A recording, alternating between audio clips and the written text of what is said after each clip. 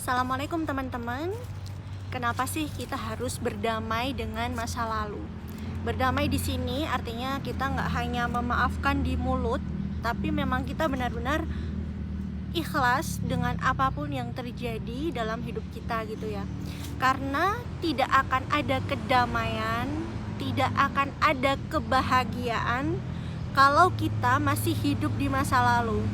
Masih hidup di masa lalu tuh contohnya begini. Saat ini kita masih membawa beban, masih membawa tumpukan emosi, tumpukan emosi sampah masa lalu. Contohnya ya rasa sedih, rasa kecewa terhadap orang yang mungkin sudah menyakiti kita gitu ya, rasa kekesalan, marah, benci gitu ya. Itu semua sampah emosi itu kan kalau kita bawa terus ya, lama-lama jadi apa? Bau kan? Kalau kita menimbun sampah itu kan bau. Nah, kalau sampah emosi itu baunya dari apa?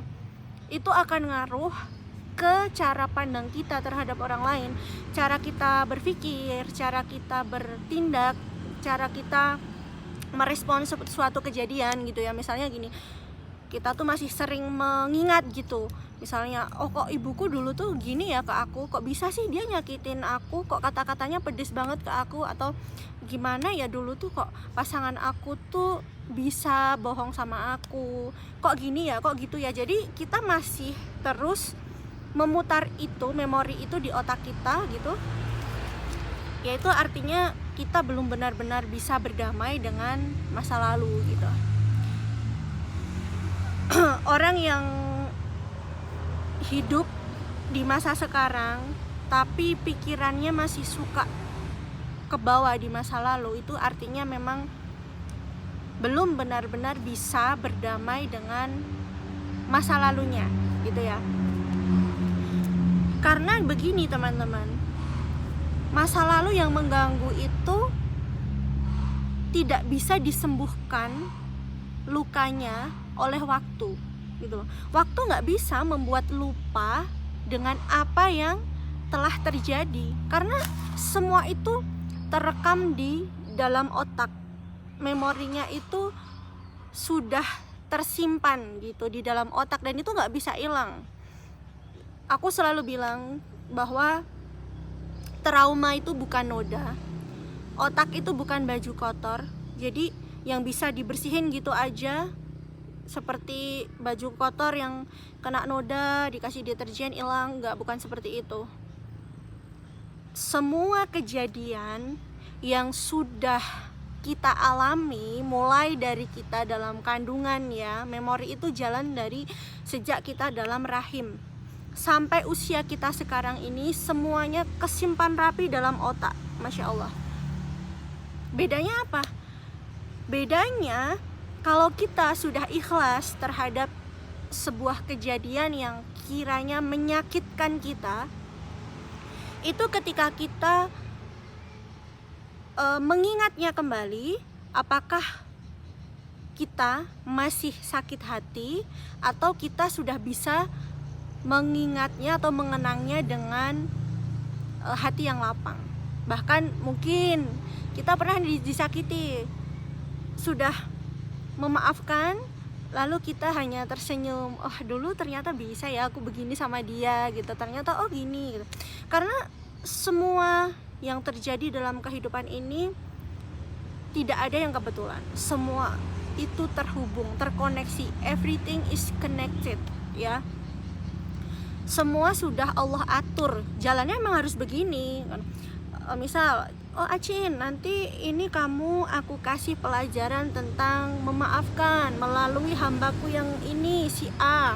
Aku izinkan hambaku ini, si A, masuk ke dalam kehidupanmu untuk mengajarkan kamu arti sebuah memaafkan. Misalkan, aku izinkan Acin nanti ada hambaku si B yang masuk ke dalam kehidupanmu untuk mengajarkan kamu arti kesabaran gitu. Aku izinkan lagi Acin nanti hambaku si C masuk ke dalam kehidupanmu untuk mengajarkan kamu tentang misal kejadian yang aku alamin gitu ya. Aku jadi setelah aku berumah tangga gitu ya, qadarullah belum berhasil, di situ aku jadi banyak belajar tentang parenting, tentang watak, tentang otak. Nah, itu semua atas izin Allah gitu loh. Bukankah Allah itu menulis takdir makhluknya 50.000 tahun sebelum Allah menciptakan langit dan bumi gitu. Jadi memang kita harus belajar banyak-banyak untuk berdamai dengan masa lalu ya. Jadi bukan hanya sekedar biar waktu nanti yang dengan sendirinya menyembuhkan. Waktu tidak akan bisa menyembuhkan luka kita, trauma kita, kalau kita tidak ada effort untuk berdamai. Berdamai di sini bukan berarti kita memaklumi tindakannya yang nggak benar ya, tapi di sini kita lebih ke mengolah hati dan pikiran kita sendiri. Oke, itu semua terjadi atas kehendak Allah. Iya, memang ini menyakitkan, memang ini bikin aku nggak nyaman, tapi yuk kita cari sisi positifnya tuh pasti ada gitu loh. Ibarat kita dikasih ujian sama Allah, kan kita harus ngerjain tuh. Untuk apa? Untuk naik kelas gitu. Karena Allah pengen kita lebih baik lagi dari sebelum ini gitu loh. Jadi banyak-banyak berprasangka baik sama Allah. Kan aku tergantung prasangka hambaku. Jadi gitu teman-teman. Dan tentunya karena hati kita ini, hidup kita ini yang menggenggam adalah Allah, maka banyak-banyak minta sama Allah, ya Allah, lapangkanlah hatiku, lembutkanlah hatiku untuk memaafkan diriku sendiri dan memaafkan orang-orang yang mungkin Engkau izinkan mampir dalam hidupku dan memberi sebuah pelajaran kehidupan kepadaku ya Allah gitu. Jadi ada yang lewat. Oke. Untuk memberi pelajaran kehidupan ke kita gitu ya. Pasti ada, selalu ada pesan cinta dari Allah di setiap kejadian yang kita anggap itu tidak menyenangkan untuk kita gitu. Bukankah Allah itu tahu yang terbaik untuk kita? Kadang kita egois ya, ini baik ya Allah buat aku, tapi Allah itu kan sutradara kehidupan kita. Yang lebih tahu mana yang terbaik untuk kita itu kan Allah gitu. Jadi banyak-banyak untuk belajar ya, karena ilmu itu perantara kita untuk bisa memahami apa sih maksudnya Allah gitu. Karena kalau kita nggak punya ilmu juga, kita nggak mau belajar, kita malas, kita akan banyak tersesat dan nyaman di dalam sebuah kesedihan, kegelisahan, kegalauan begitu. Kita tidak akan bisa mengambil hikmah apa yang sudah terjadi dari proses kehidupan kita ini kalau kita tidak banyak-banyak belajar ya. Luka ini nggak melulu tentang sama pasangan ya teman-teman gitu. Karena begini, banyak dari kita itu yang dibesarkan oleh orang tua yang tidak mampu mengatasi luka masa lalu mereka gitu. Kayak di sini luka pengasuhannya, inner child gitu, inner child atau trauma masa kecil gitu ya, dan ke bawah sampai dewasa gitu. Misal teman-teman dibesarkan oleh orang tua yang keras gitu, boleh jadi itu adalah refleksi dari orang tua teman-teman dibesarkan ketika kecil. Mereka juga banyak mendapat kekerasan daripada kelembutan seperti itu. Jadi semua itu ada alasannya. Kenapa akhirnya kita harus belajar sabar, belajar memaafkan dan lain sebagainya. Memang jalannya itu nggak selalu mudah ya. Ya kan kita di dunia ini kan apa sih, cuman antri untuk ke kehidupan yang lebih abadi. Ibaratkan dunia ini tuh terminal gitu. Kapan kita berangkat itu kan waktunya Allah yang tahu ya.